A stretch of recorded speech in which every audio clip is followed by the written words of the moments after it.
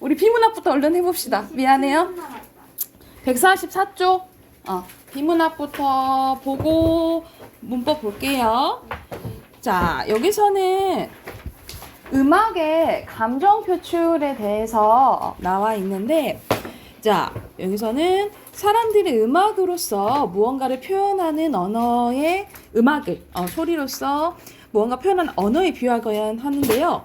음악은 언어다라는 말이 담긴 의미는 오랜 역사를 통해 여러 관점 연구되었는데, 언어가 어떤 내용을 전달하는 것처럼 음악도 무엇인가를 표현한다 여겼고, 이런 점에서 음악은 감정을 표현하는 언어다라는 측면이 부각이 됐대요.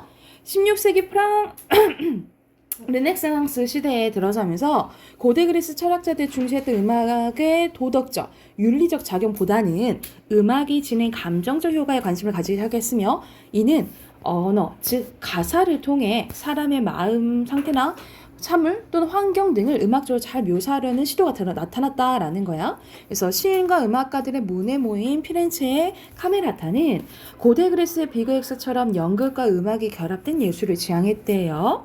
이를 위해서는 음악이 가사의 내용을 잘 전달할 수 있어야 했는데, 그래서 이전까지 여러 성부가 동시에 서로 다른 리듬을 노래하는 다성 음악 양식은 그에 적합하지 않았다고 여겼고, 그래서 그 대신에 가사를 잘 전달할 수 있는 단선율 노래인 모노디 양식을 고안했다라고 나와 있잖아요. 그치? 여러분 여기 부분을 보면은 옆에 있는 1, 2번 다 풀 수 있어. 여러분 1, 2번 다 풀 수가 있는데, 자 1번에는 알맞지 않은 거 몇 번이에요?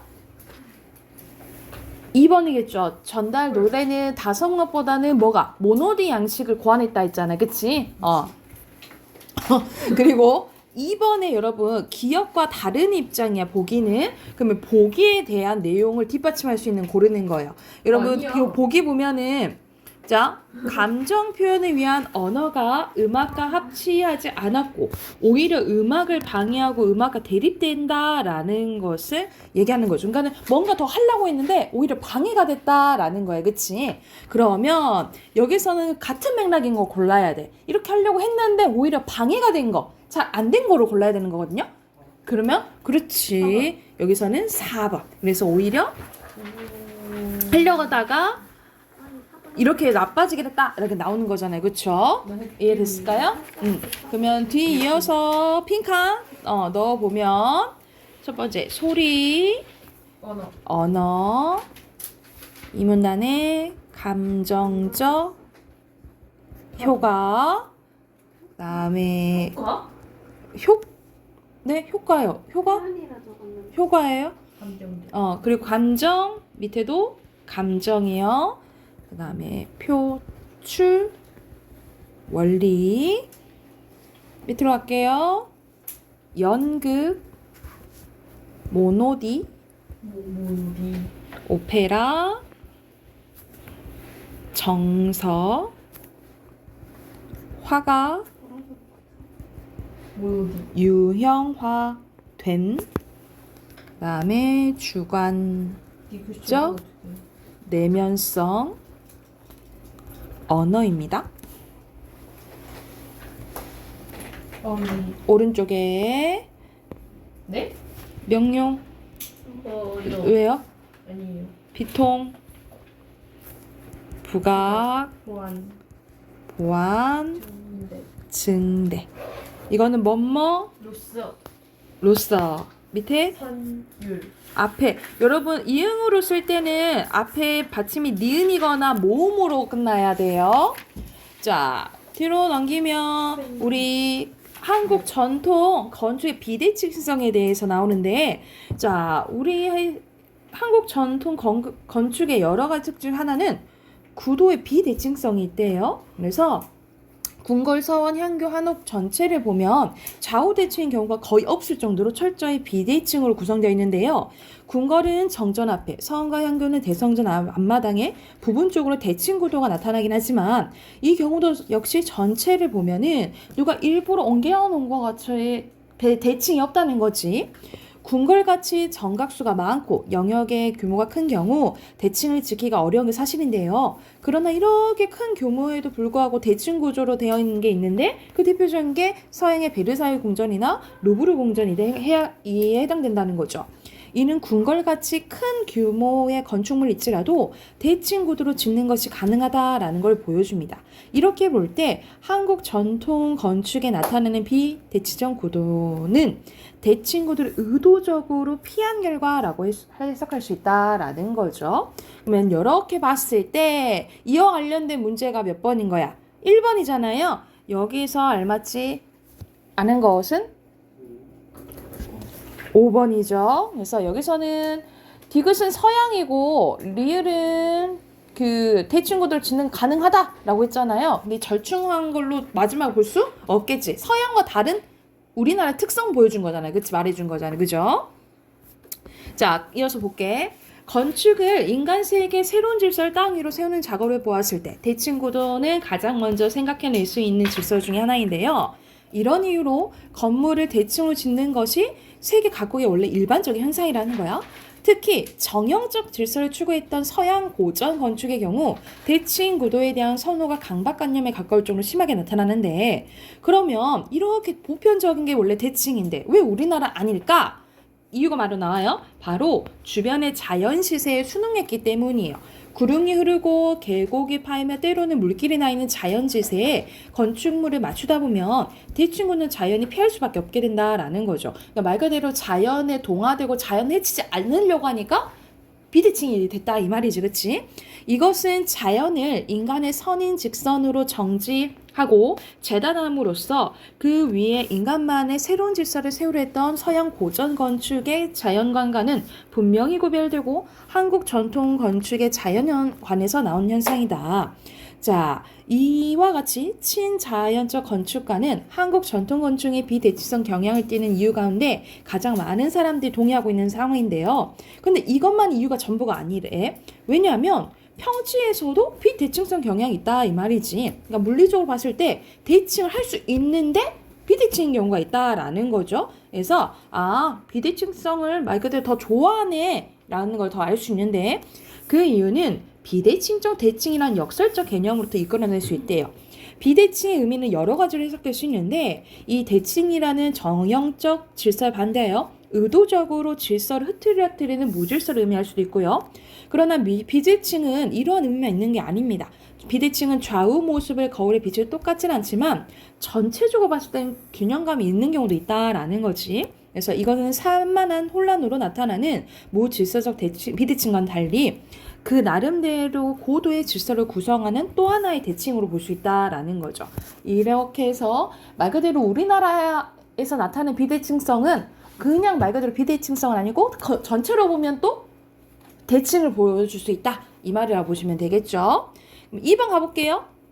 2번은 죽설은 우리 전통적인 건축물리 중 하나일 거 아니야, 그치? 그러면 가장 적절한 것은? 그럼 사실 보기만 봐도 알 수 있겠죠.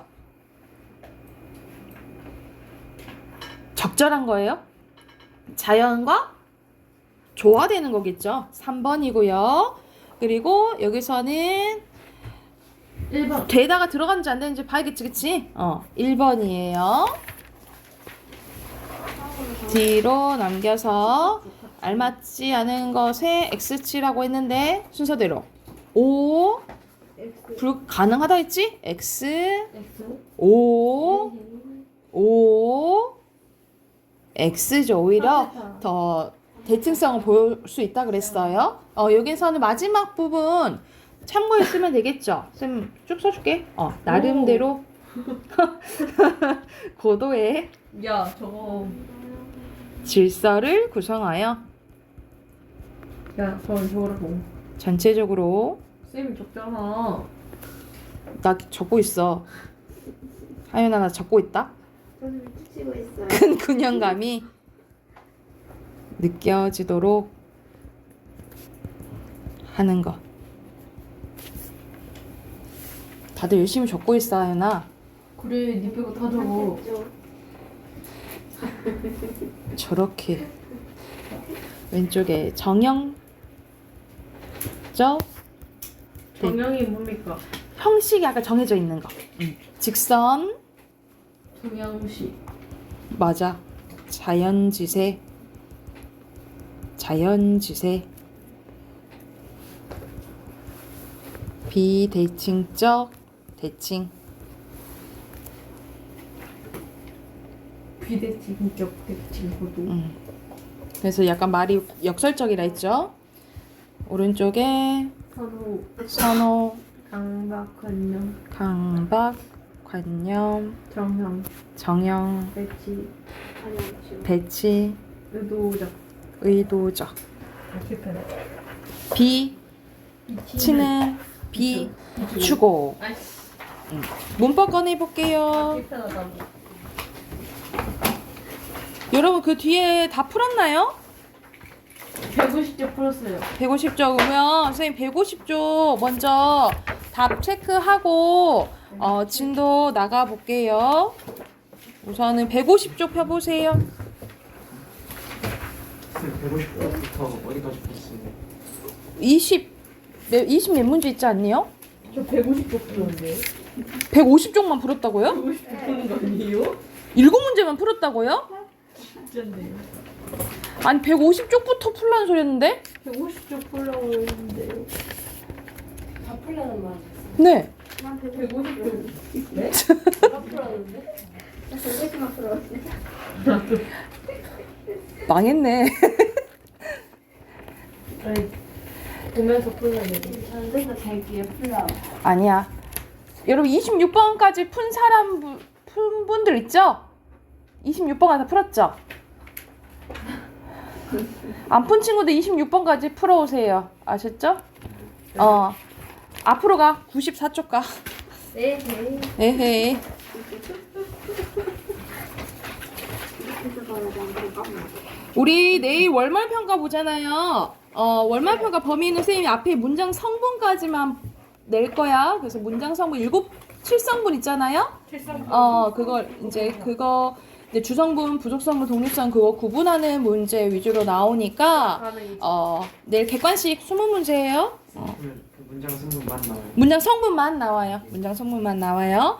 근데 오늘은 그냥 이어서 진도 나갈게요. 자, 여러분 앞에서 우리 7성분 배웠잖아요. 그치? 그것을 다 할 줄 알아야지 이제 문장 분석할 줄 아는데 우리 문장의 종류는 크게 두 가지로 나뉘어져요. 혼문장과 겹문장으로 나뉘어져. 자, 혼문장은 주어와 서술어의 관계가 한 번 나타나는 거.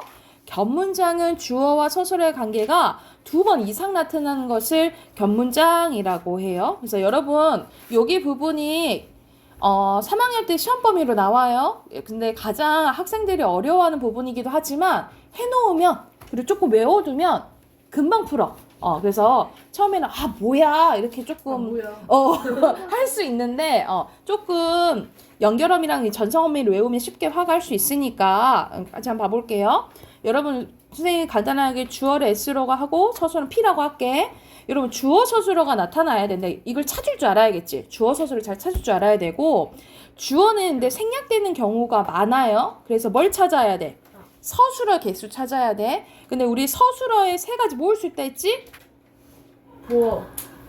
아니 서술어에 저거.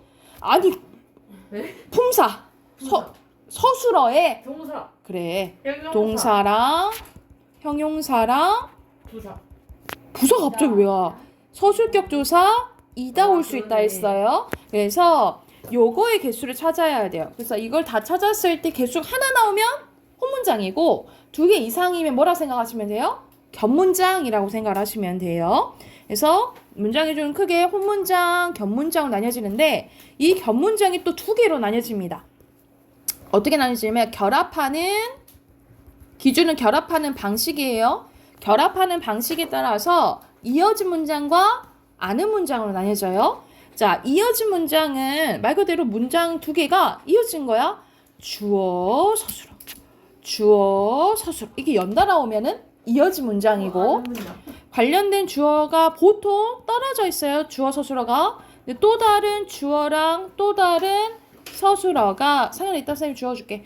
또 다른 주어랑 또 다른 서술어가 하나의 문장 성분 역할을 하는 거예요. 근데 얘가 주어 서술을 갖고 있으니까 단어라고 하기에는 너무 큰 거야. 근데 문장은 여러분, 문장 개념은 완전하게 끝나야 되거든요. 근데 얘는 끝나진 않은 거야. 그치? 그래서 단어보다는 크고 문장보다 작은 것을 절이라고 해요. 그래서 얘가 절이고 어떤 말로 안긴 문장이라고 한다라고 보시면 돼요. 그래서 얘가 하는 역할에 따라서 5가지로 나뉘어진다라고 보시면 돼요. 근데 우선 먼저 이어진 문장 봐볼게. 자, 오늘 이어진 문장 봐볼 건데, 자, 왼쪽에 개념 봐볼게요. 이어진 문장은, 자, 둘 이상의 혼 문장이 연결어미, 여러분 연결어미 별표, 이 연결어미가 힌트라고 생각하시면 돼요. 연결어미에 의해서 이어진 문장인데, 말 그대로 문장이 이어지는 방법에 따라, 여기서는 이어지는 방법이라고 나와 있는데, 여러분 기준은 의미관계라고 보시면 돼요. 의미관계에 따라서, 대등하게 이어진 문장과 종속적으로 이어진 문장을 나뉘어진다라고 보시면 돼요. 뭐에 따라서? 의미관계에 따라서 대등 아니면 종속인 거야. 여러분 먼저 대등은 뭐라고 생각하시면 되냐면 같은 등급이야. 같은 등급을 합쳐져서 앞뒤 문장 바꿔도 의미 변화가 없다라고 생각을 하시면 돼요. 그래서 예를 들어서 채은이는 귀엽지만 안 귀여워요. 하윤이는 예쁘다. 이런 문장이 있어요. 예를 들어서 앞뒤 문장 바꿔봐. 하윤이는 예쁘지만 채은이는 귀엽다. 앞뒤 문장 바꿔봤자 의미 변화가 있어 없어? 없어요. 이런 식으로 앞뒤 문장 바꿔서 의미 변화가 없으면 대등이고요. 앞뒤 문장 바꿨을 때 의미 변화가 있거나 말이 안 되면 종속이라 생각하시면 돼요. 예를 들어서 상현이가 배가 아파서 병원에 갔어. 근데 앞뒤 문장 바꿔봐. 상현이가 병원에 가서 배가 아팠어. 아파서 배가 병원에 간 거라 병원에 가서 배가 아픈 건 다르잖아. 그치? 이러면 종속적으로 이어진 문장을 생각하시면 돼요. 그래서 먼저 대등 봐볼게요. 자, 3가지 의미관계가 있어요.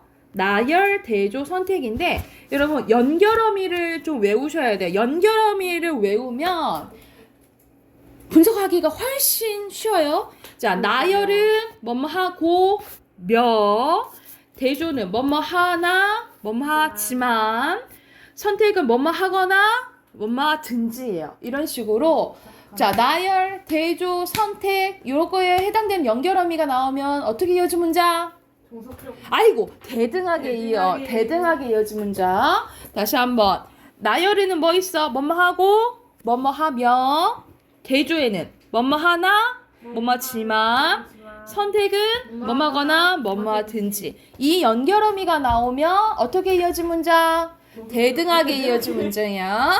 자, 특징은 앞뒤 문장 바꿔도 의미상의 차이가 없다고. 그리고 앞문장과 뒷문장의 서술과 같을 때는 앞문장의 서술을 생략할 수 있어요. 그래서 이렇게 생략 가능하다 이 말이야.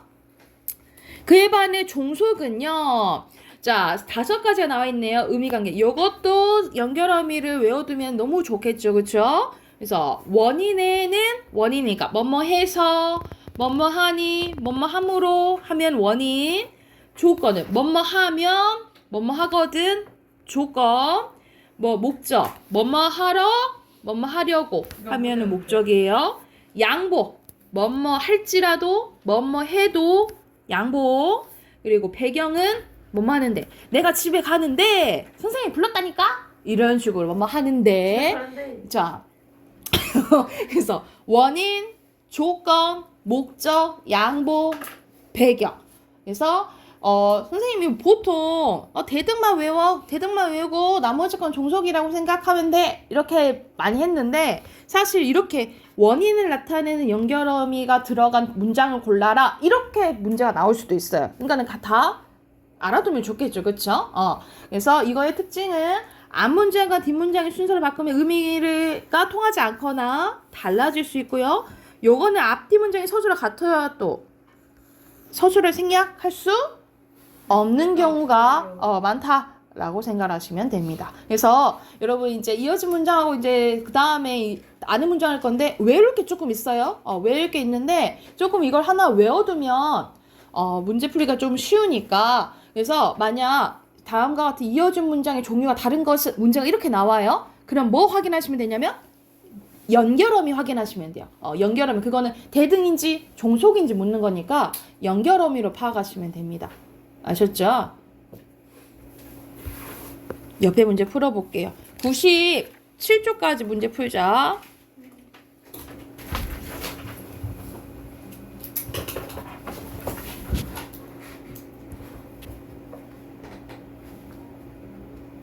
아픈 일을 다 풀어. 97쪽까지 숙제를 해오시고, 여러분 내일 오면 먼저 단어 보고, 단어도 볼 거예요, 내일. 22강 보고, 그래서 공부할 시간 조금 줄게요. 그 다음에 월마표일까 볼게요. 알겠죠?